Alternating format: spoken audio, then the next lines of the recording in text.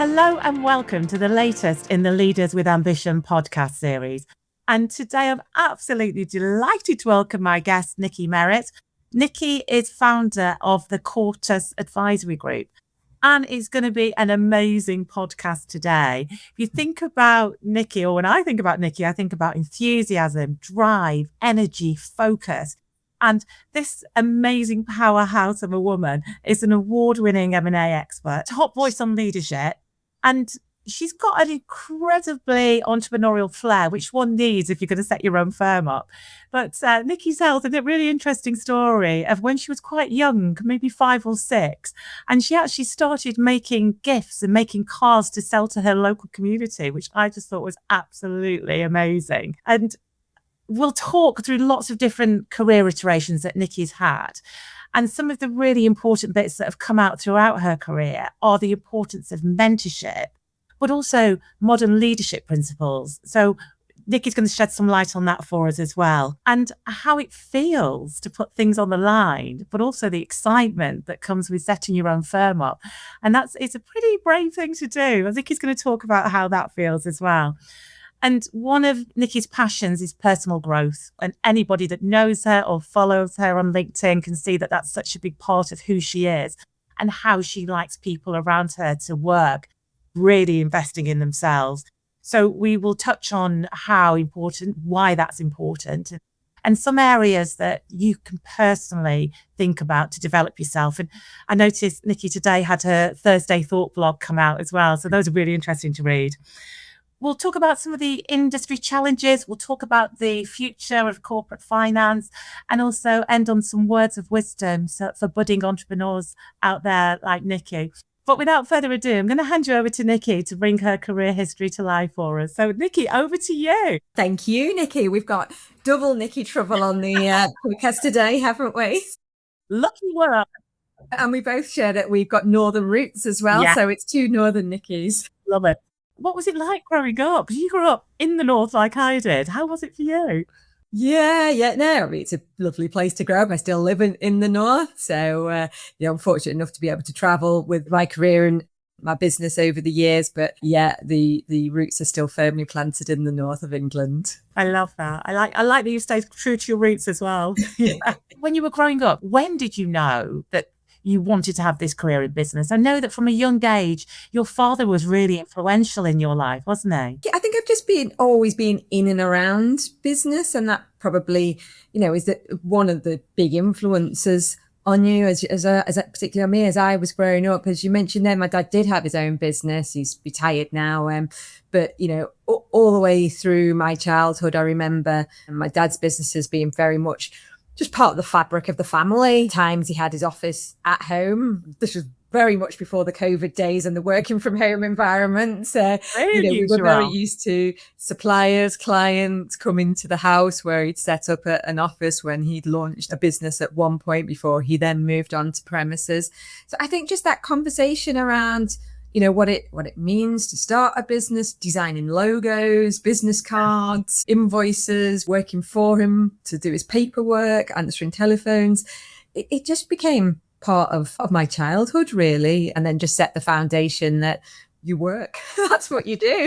That's so true, isn't it? But I think it's great when you have got that in your, particularly if you've got a family business, you all are involved in that business, aren't you? As you say. And it really brings it to life for you and the feeling that you want to be able to do something yourself as well. Yeah, I think, 2 parts being like the inspiration that it's possible. So, for me, it was always, well, why would I not be able to set up my own business if my father could? It was just, I was just in and around entrepreneurial pieces. So I think, you certainly got that inspirational piece from having those family businesses. And talk about the story you told me about making gifts at a young age. I absolutely love that. Well, whilst I had that inspiration, I do think there is something in your DNA as well, which is more about, an entrepreneurial spirit, perhaps. Maybe it was linked to a level of independence, but I liked to be able to make money from an early age. I like to be able to buy my own sweets if I wanted to buy my own sweets. And I guess it was just that independence piece. So, I mean, I wasn't a child that sat still very often. So I used to craft, I used to knit, I used to sew, I used to do cross stitch, all kinds. And I got a little niche in making embroidered birthday cards, Christmas cards, Easter cards, which I then sold to some of the staff and the welfare assistants in my primary school, as well as knitting and stuffing cuddly toys. So I remember, being about 6 or 7 and meeting one of the welfare assistants with my mum to do a transaction on, here's a dog that I've knitted for your grandson. Can I have my 50p now to go bring him a chocolate? So it was there. I chocolate the 50p back then as well. Yeah. You got a big bar. I love that. So you obviously, you were interested in business from a young age. You did well at school. You went to university, and you were one of the first people in your family to go to university as well, weren't you? First generation. Yeah, absolutely. And, honestly, I didn't particularly want to go. I wanted to just get into the world of work. But a bit earlier than university, I had been introduced to my father's accountant. And I was about 14 at the time then, who suggested to me that I might want to have some career focus. There was a point where I wanted to be a dog groomer, but that passed quite quickly. Yeah. And he suggested that maybe something in finance, maybe doing chartered accountancy would be a good idea and put you on a platform for future career. And I've got a son that's 14 now, and it's quite crazy to look at him and think back then I was making a decision. But I decided when I was 14 that I wanted to work for KPMG, the accountancy business, and that's the path that I followed. So to do that, I needed to go to university at the time to have a degree to enter into a chartered accountancy qualification. So I only applied to one university, which was Liverpool, to do one course, which was accountancy. So remained quite focused, and it was sort of a means to an end for me, rather than, sort of considering that I was a first generation university student in the family. And why KPMG? What was the pull at the age of 14? That's amazing. Yeah. I still remember it now. The brochures were all sat in front of me, and there was an article with Richard Branson in it. Yeah. And we was talking about how do you value the company at a point in time when you've got aircraft, you've got fuel in the aircraft, bookings, etc. And it was all to do with Virgin Airlines. And I was just intrigued by it. And it had lots of questions, and I kept thinking, why, how, explore this. That and probably the blue Smarties, back to sweets and chocolate again, that they did on the careers fair. And I got to meet a few people along the lines, and I just thought this is a place that I clicked with. I did some internships and summer schools with them, and really, really enjoyed my time there. I love, again, your focus and determination is so strong. It comes through every facet of your life, doesn't it? From a young age to now. But you are at 14 deciding you're going to KPMG. Incredibly hard to get into as well, and you achieve it. So you rock up at KPMG, and how did it feel then for you to think? Did you feel you'd achieved something, or was it you knew you'd get there because you would work hard to achieve that? Yeah, so I remember the letter landing on the doorstep, and it was a big wedge of letter. And I thought that's got to be an employment contract. If it was a no, these are the days before emails or text messages. So I thought if it's a no, it's just going to be a quick, flat one piece, through the letterbox. And I just remember my heart and the relief going, I've got it. I've got that job, and I had it in my secured in my second year of university, so I could go into the third year with sort of the pressure off, and I had that job. And it was a great experience going straight from university into the working world. And I've worked in audit, got to see lots of different clients, meet lots of different people, go to factories, understand how businesses worked, work in teams, work across the country. So it was a great experience. It's a great training ground, isn't it? Something like that. Great training ground, and also a great network. I am still in touch and also work with today many of the people that I met back there 20 odd years ago. Fantastic, isn't it? I love that. So you're building your career at KPMG. You're obviously doing incredibly well, and you are on track. I think one of your focus points was partnership, wasn't it? From very early age. And you decided then to do something different, because of course you would. Why wouldn't you? I did. And it wasn't a light decision. It took some time, and it probably came through, an inflection point in my life. Got married when I was 30 and had my first child at 31, second at 33. So again, there was quite a defined family path that I went on also.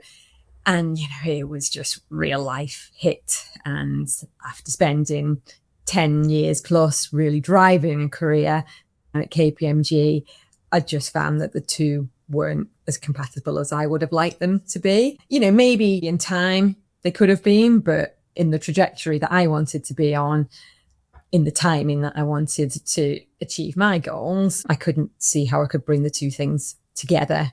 So I left KPMG and went to more of a boutique business called Dow Schofield Watts, based in the north of England, and enjoyed continuing my career there, working with very similar businesses, clients, but in a different environment that allowed me to manage 2 small children at nursery. Which is challenging, as we all know. And so you were, you're obviously continuing to build your career, as you say, and we'll go on to talk a little bit later about this work-life balance, and because it is important. And very much when you were talking about that time in your career, it wasn't as accessible to have flexible working as it is now, where that does make things easier some of the time, doesn't it now? Whereas it was very, very hard, I think, back when you were building that out. So you're starting to keep developing your career.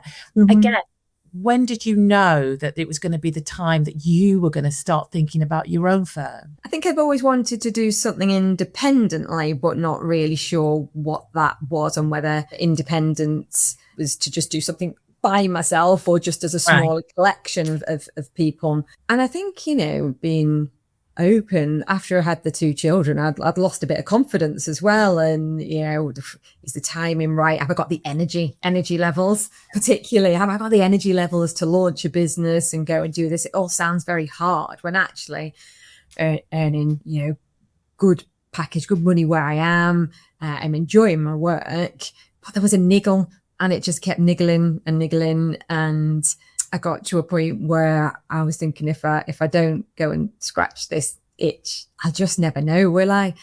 So, COVID came along, and whilst I've probably been thinking about it for 2 years, that was the absolute, inflection point again for me. Again, it kind of came with age. I was 40 in that year, giving my age away now, I know, but I was 40 in 2020. Children got a little bit older, and I thought, well, we're not going on holiday. We can't go on holiday. We can't. The beautiful bathroom that I planned had gone on hold. The renovations of the house had gone on hold. So actually, I've got a little bit of financial breathing room right now. So, if not now, when? And if not me, who? And they were the 2 questions I asked myself whilst out on a run one Sunday afternoon, and came back and told my husband that I was handing my notice in as a partner of the business I was at and setting up a new business by myself. How did that go down? I mean, he just nodded, right? Here we go again. She goes. And, as those ideas came to fruition, I had conversations with various people. I think, a lot of people were sort of at an inflection point as well during that COVID period. And it wasn't totally by myself. There was a founding team that launched the business in the end. But it was interesting times. So how did it feel then? You've decided, as you say, you've made the decision, you've got a niggle, you always know that you've got that entrepreneurial flair, but how did it actually feel to go through that startup and to come up with the name, the logo, as you were saying earlier on with seeing your father's? How did it feel for you? Well, I think some people kind of either thought I was brave or stupid, but I didn't feel either. I felt energized and ready, and it was like all these ideas that had been inside me were just bubbling and emerging and coming to the surface, and I was ready to go with it. Unfortunately, when I tried to register the business's name with the trademark office, I got it kicked out at trademark, and I had a case launched against me with a cease and desist delivered on Christmas Eve of 2020 in the year you weren't allowed to see any of your family. Yeah, 5 o'clock on Christmas Eve. Thank you to that legal team. But it wasn't in my business plan. I had to run with it for a certain period of time. But don't get too attached to the name is the key. Yeah, it's probably a good thing, that isn't it? And you have this idea. It's very embryonic. But one of the things that you've talked to me about before is the power and the importance of having a mentor, a safe space of experienced people to talk to. And I know that you did pull on people, didn't you, that you'd worked with previously that were able to help give you that support, but also just for you to be able to go, yes, what I am doing is right, not necessarily having to get new ideas on board, but just a soundboard for you as well. Yeah, I think, entrepreneurship, CEO, founder role, they can be lonely places. You need people to bounce ideas off. You need a little bit of that sounding board, as you say. You need someone perhaps to tell you are maybe brave or mad or stupid, but then you make your own decision around that. So yeah, it's been really important with me to keep mentors through my life. And one of my mentors all the way through KPMG was one of my bosses there called John Hughes, who became chairman of Quartus Advisory Group as we sit today, and together with another boss at the time, John O'Brien, who I continue to meet with on a quarterly basis, have done since I was in my early 20s. I think people in life you'll meet through your career, through your networks, and you'll just know that you want to keep them with you. Yeah. How important is it? So again, you mentioned networks there and networking, and in KPMG, you have an internal network, don't you, quite quickly, which is amazing, of really talented people that you can utilize, grow and nurture. How important is it to do the internal networking and also external? Because in your line of business as well, external networks are imperative, aren't they? Oh, absolutely. In the larger companies, you live in a bubble. Anything you need is within that bubble, and you don't really need to look outside it. And perhaps till you get to a certain level and you need to get some key clients. But for most of your career, you're just within that bubble. As soon as you leave that institution, you realize there's a whole ecosystem out there, and you need to be friends with friends of friends and work out where you sit in that. And actually, it's a really rewarding place to be, because everyone wants to help each other. And, you might have an opportunity that comes by that isn't necessarily for you, but a person that can help. And it's it's pay it back, pay it forward, support, help each other. And I get a lot of enjoyment from that, and having wide networks, because also in those big institutions, you're in danger of living in that echo chamber. There's one way, it's our way. And once you come out of those bigger firms, having different points of view, different backgrounds for people that you can really take from that. And I say in the business that I've worked in, which is financial due diligence, and for so many years, I've been able to look at businesses and take the best bits that I like from them and bring them all together into Quartus as it stands today. That's the way to do it, though, isn't it? It makes absolute sense. You look at the good bits, don't you? Try and hold on to those, and let the bad bits go a little bit. It's like looking at management, isn't it? Yeah, no, we really had an advantage, and you do when you found a business, because you start with a blank piece of paper. So everything that's gone before, you can forget if you want it. Yeah, and start over, and you haven't got policies, procedures, politics, assumptions in place. As you grow, as you scale, we're in year 5 now. Obviously, we do have to put more of that structure in place. It's very different being a team of 3 to start off with versus 6 offices, 60 people, and international networks. You need to have some of that, quite a bit of that structure in place to make sure it all comes together. But it's a great place to start with that blank piece of paper. But that's a big growth in that period of time, isn't it? How do you cope with it, or how do you do it? What works well for you? Yeah, I think right from the beginning, and go back to, setting what the foundations were. The foundations that we wanted for the business were very much placed around culture. We're a people services business. For me, businesses live and die by culture. People are our only assets. So we've got to treat each other and everyone right. And I think if you bring into the business people that share those values, then it just becomes a lot easier, because we're all singing from the same hymn sheet.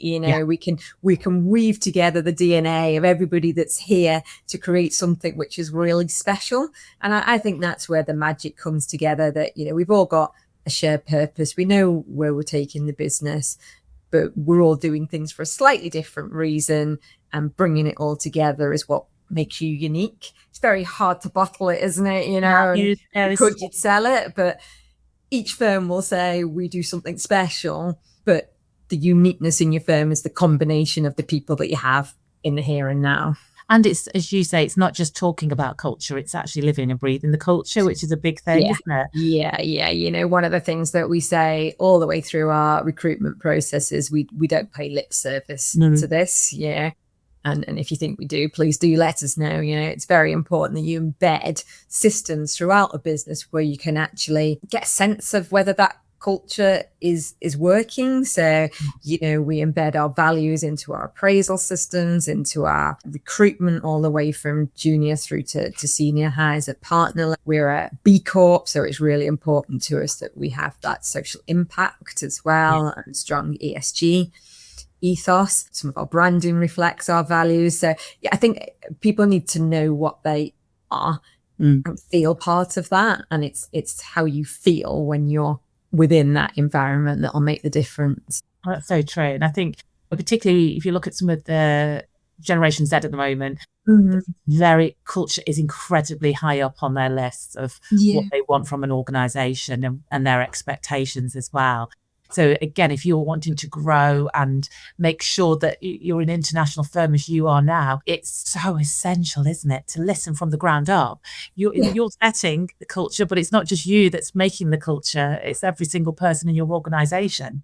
Absolutely. And we have, quarterly surveys and touch points just to check in, EPNS scores, just, there's check-in points. We brought in people engagement manager where her whole job is just to make sure that everybody's okay. We have a lot of students in the business as well who are training to be chartered accountants. And, it's important that they have that pastoral care as well. It's a lot of pressure on the students when, you're going through exams, which your job's dependent on ultimately to pass those exams. And it's slightly different than being at home with your parents. At that point, you might have, rent, houses, family to pay for as well. So there's a lot of pressures coming through, and it's important that we do look after people. And so, one of the real interesting things I think about your organization as well is that everybody's got a voice. How are you able to make that happen? Because again, it's easy to say that, it's, nice, lovely on websites and stuff, but that's how people really think and feel in your organization, isn't it? I really hope so. I think you've got to listen.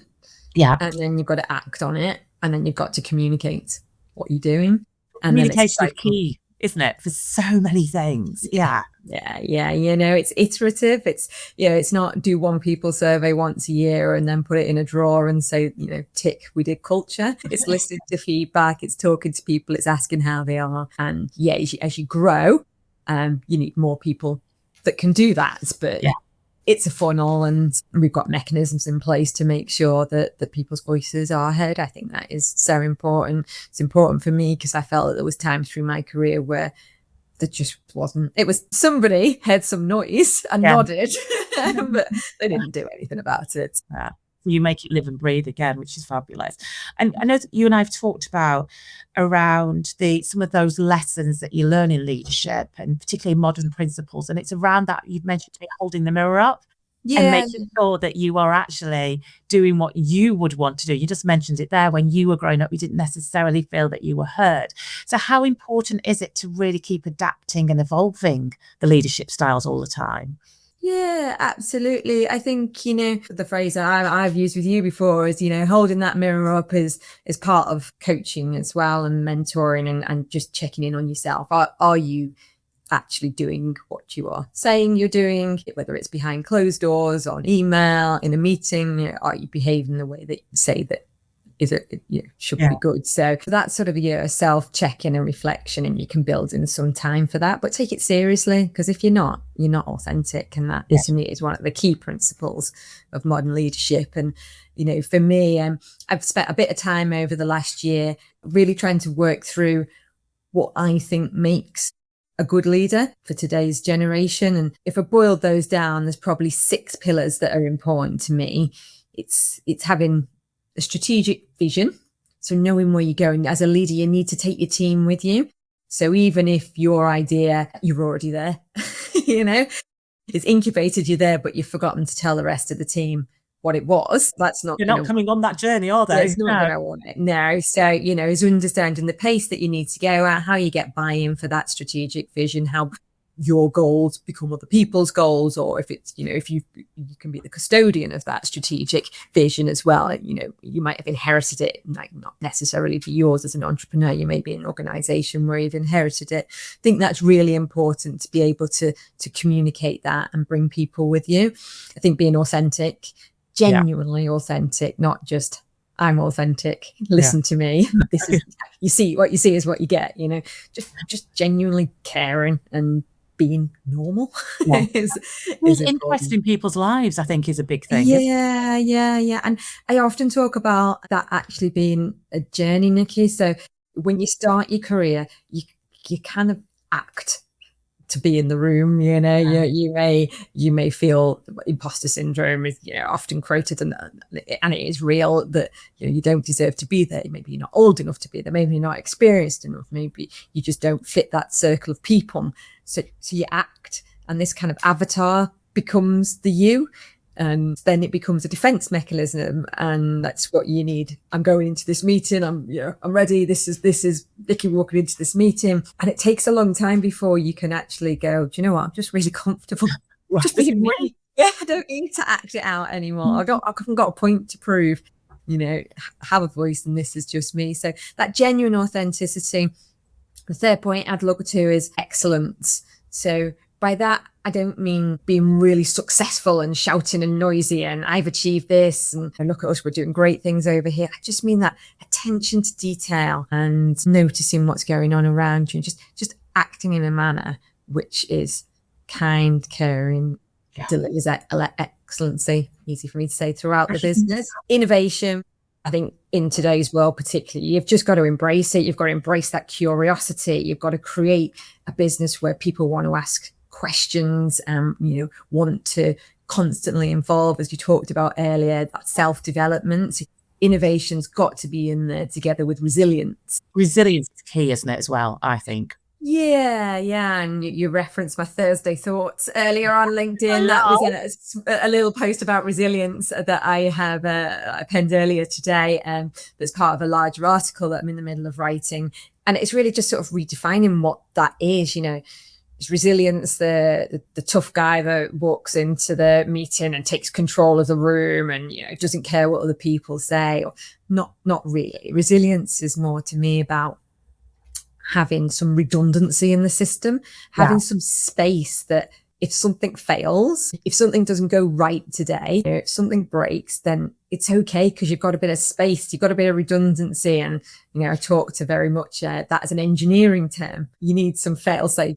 And then finally, for me, empathy is really, really important. And actually, when you look back at when empathy arrived in leadership, it wasn't till the late 1990s that we actually even started talking about empathy as a concept in leadership. Which is unbelievable, isn't it? You think blows about my how mind. essential it is. Yeah. And I think, until you can be empathetic, then, you should question whether you really should be in that leadership role at all. Well, I think that is also that leadership, the management piece as well, isn't it? You and I have talked about that, about transitioning from managing teams and managing people to really leading. And I think empathy is one of those biggest parts of a leadership role.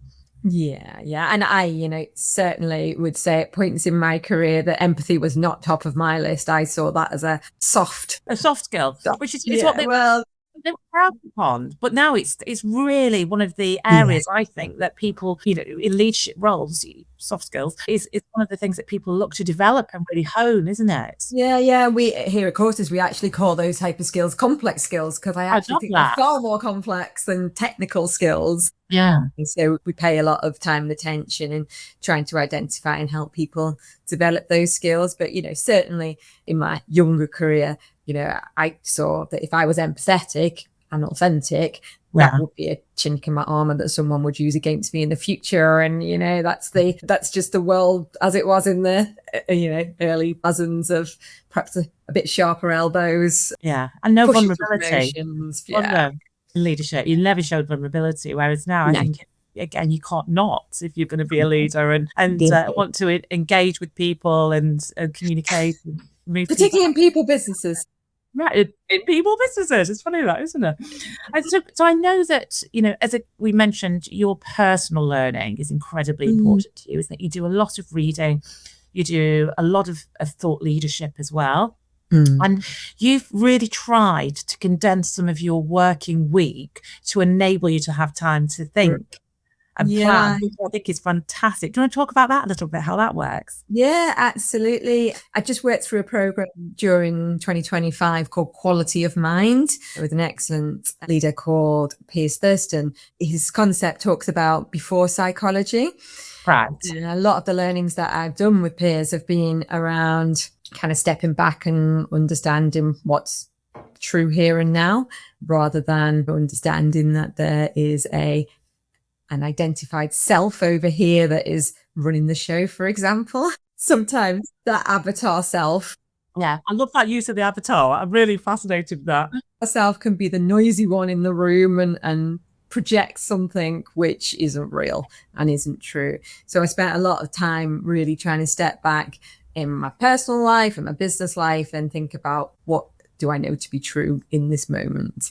And I think that has helped take quite a lot of the guesswork, the stress, the constant trying to move the jigsaw pieces around, the 3 a.m. wondering what comes next. I think it's given me a lot more peace and clarity, to be honest. And that comes back to the resilience, having that space to deal with, inevitably something goes wrong somewhere along the lines that, always does, always will. And yes, I have, as part of that, decided that I would reduce my working hours to 4 days a week, which felt very alien. Didn't ever do that whilst having 2 maternity leaves and 2 small children.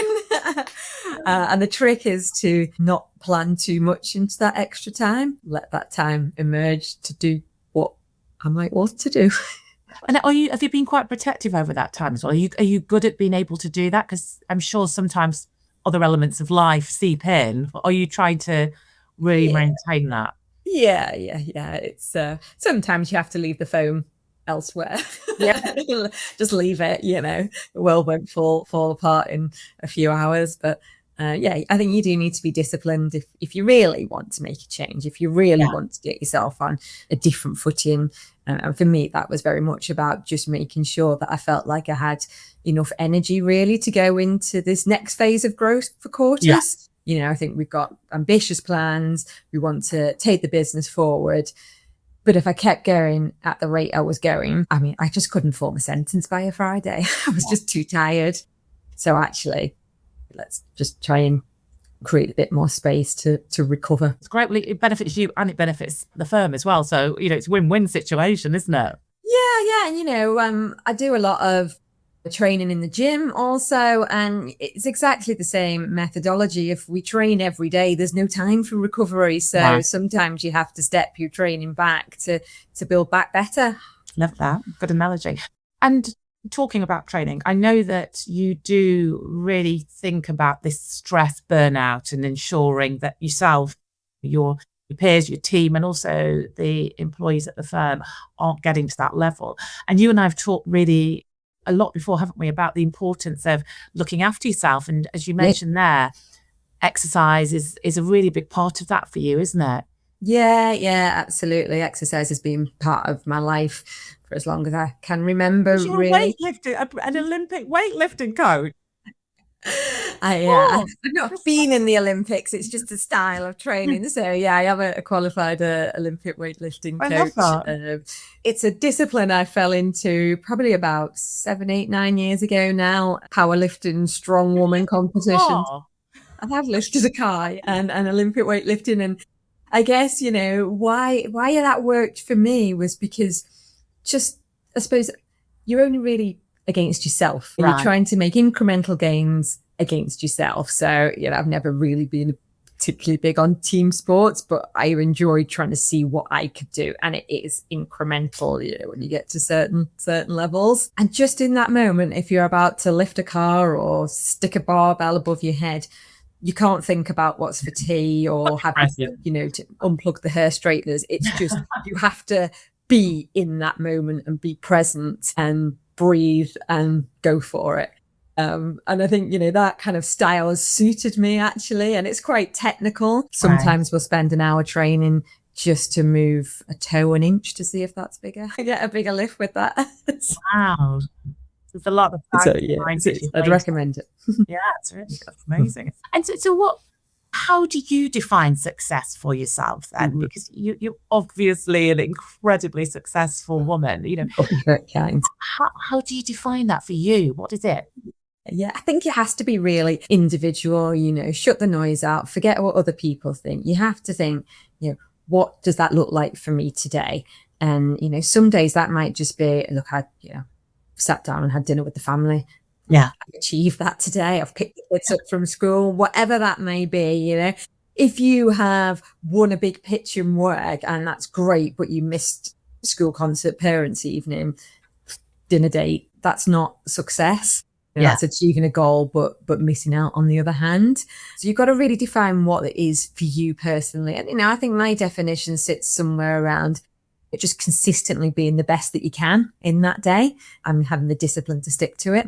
And discipline, again, is important in all aspects of life, isn't it? You've reflected that from a young age of your focus, your determination. You're 14, you're deciding you're going to go to KPMG, you do it. It's very much a part of your DNA, isn't it, to build that. Some people say stubborn rather than disciplined. Discipline sounds so much nicer. But I think, consistency is the key. That becomes then, it's just embedded in life. It's part of the fabric of what you do. It's just muscle memory. You get up, you train, you do whatever it is. You're not told every day to clean your teeth when you get to a certain age. Yeah. That's the same for me. Building training sessions, building 10,000 steps, if that's your goal for today, just build it into your day. And if you're disciplined and you stick to it, then things should come to you a bit easier, and you've got the space and time to think about other things that you like or what you want to do and enjoy. Yeah. And it's about finding that enjoyment in life as well. And going back to your personal learning, I know that you're a big reader around leadership books as well. Yeah. And that's important to you to feel that you're gaining knowledge all the time. Yeah, I think, there's a few things, like I mentioned before, in the role that I sit in now, it can be a bit lonely, and you don't want to be in that echo chamber. So you do want to hear different perspectives, different views. So I think podcasts are absolutely brilliant for this. I listened to one this morning whilst I was out walking my 10,000 steps this morning. A bit dark and miserable in the north, but I was out. And in the south today as well. That's it. So, it's brilliant to be able to pop a podcast on, walk around the block, get some fresh air and come back an hour later and feel engaged. And, the podcast I listened to this morning was, and the ladies that are at Flight Story, was Stephen Bartlett. And that was amazing. Just their energy, their enthusiasm. And I came back with plenty of ideas for probably my next LinkedIn post. I'll look out for Thursday then. Thought Thursday. And so at the moment, there are a lot of conversations happening around leadership. And you and I've touched on this today in this podcast, and we've also talked about it independently as well. How important is it to raise, support other female leaders in our industry? Advocacy of everybody out there is huge for me. I am part of some women's networks, but I just believe in an equitable environment. So very much, life should be fair, and what you put into it, you should get out of it. So equitable outcomes are really important for me, and breaking down barriers. So at this point, lifting each other up, and again, just that allowing that space to get to know people, to help each other, that ecosystem that I talked about earlier, bringing it all together, just low ego. The world's big enough for us all, so let's help each other all develop along the way, and that means that we can all go from here to here together. Yeah. And I think you and I've talked about finding your tribe before as well, that real trusted group of people around you. And you've got some with your, as you mentioned, with some of the people that you worked with from KPMG days who are now part of your firm as well, and advising. And you need those people around you that can challenge you in a healthy manner, but have also got your backs, and nothing is too bonkers if you're talking about an idea or a strategy, but they support you and help you along the way. Yeah, I think, the team here are all different. We might all be heading in the same direction and share the same values, but we've all got different points of view on how you would deliver that and what those values look like in reality. So, it's good to just have different voices in the room, and we have some healthy debates. No doubt. That's the key thing. You've got to listen.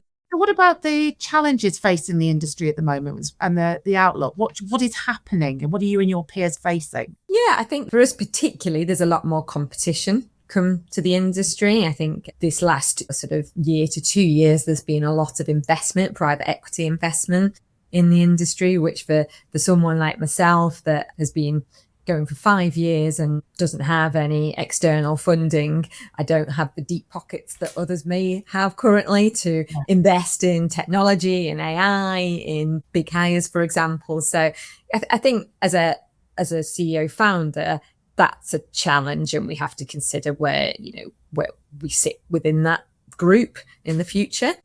But as an industry, I work in mergers and acquisitions. There's still a lot of activity. We've maintained to be busy for the whole time that Quartus has been in existence. That's so amazing. we have had a good run. Some of that has been market share as we've developed and moved into different geographies. But the biggest thing that I've seen is that a lot of our work comes through industries that are consolidating and they're trying to take synergies and costs.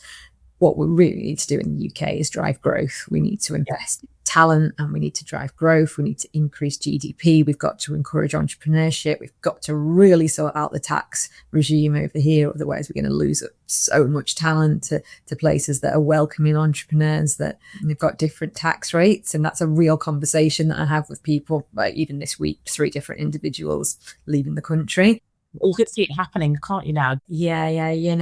There's got to be a reason to stay, and there's got to be a reason for our children to stay, because they're very much growing up in a world that is really small, in that it's international. It's on their phone. They can be anywhere and think that jobs can be working in the creator economy and the influence economy for a business in San Francisco whilst they sit in the north of England. There's a lot of opportunities there. We've just got to help them along the way and give them a reason to really want to stay in the UK. Yeah, I think there's a lot of conversations that need to be happening, aren't there? And what about words of wisdom then? Maybe to Nikki when she was making her cards at the age of 5 and 6, going out and stuff. What words of wisdom would you share? I think there's time for pull and push in your career, and sometimes you've just got to go for it. And if you're young, free and single and you've got ambition, go live your dream, travel, meet different people, get out there, have different experiences. If you've moved you into a phase of your life where you've perhaps got family, then you may need to slow it down a little bit and accept that life's on a slightly different path. I wasn't very good at that. I felt quite frustrated at that point. Yeah. And I think if I look back in hindsight, I wish that I'd just been able to slow it down a little bit and tell myself that I didn't need to go quite as hard or fast all the time, because if the goal was there, if I'd get there eventually, I didn't need to push and exert all that energy all the time. And I think I come back to now, again with hindsight, that maybe my 80% energy expenditure would be the same as someone's 100%. So I could have afforded to just take my foot off the gas a little bit and perhaps live in the moment a little more. Yeah. You live and learn, and maybe that'll be the next 10 years. Yeah, exactly, isn't it? Well, I have to say it's been an absolute pleasure talking to you. So many takeaways there. I love the idea of living your dream, and actually, as you say, you are an incredibly passionate woman. You are focused, you're determined. I can't imagine you ever doing 80%, because I think you're always at 20%. Well, live in the moment sounds pretty good to me as well. And I would definitely recommend people to look at your Thursday Thoughts, because they're always really interesting. I enjoy reading your articles, and it's been amazing speaking to you today. So thank you so much for your time, Nikki. Thank you very much for having me. It's been a pleasure, Nikki.